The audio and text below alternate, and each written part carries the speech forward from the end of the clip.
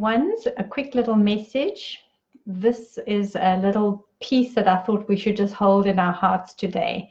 And it's the willingness for us to be vulnerable. Oh my goodness. And when we hear that, we just don't love it at all. Who wants to be vulnerable, for heaven's sakes? It would mean that we would be exposed and we would be possible victims of something.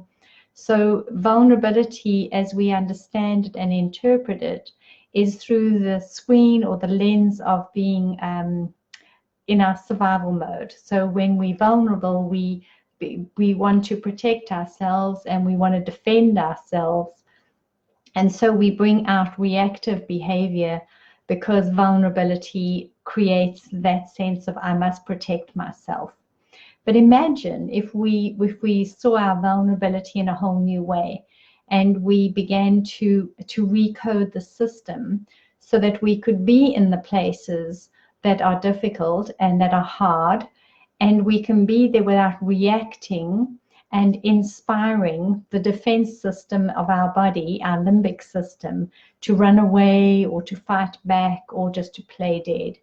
And imagine we can help ourselves to consciously recode by rethinking where it is that we could start being vulnerable and being okay with being vulnerable.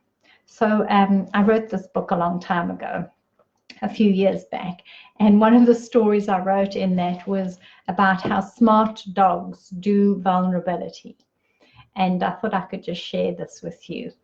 So my dog, first of all, my little Shambles, I couldn't say she was the doggy who understood this because she didn't, but I would watch dogs walking on the beach, and little dogs, when they sense that there was a big aggressive kind of dog coming down the beach, what they would do is they would sit down and hold their space. And then if the big dog sort of looked more threatening and aggressive as it came closer, they would even lie down on their back and say to the other dog in this body language, it's okay, I'll let you have my guts if you want to. You can even rip out my jugular if you wish. And I submit.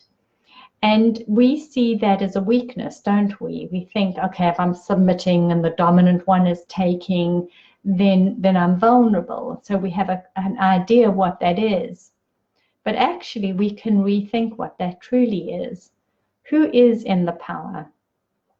The power is the one who allows, who says it's okay for me to give the space, even my own body, so that the other can release their dominance.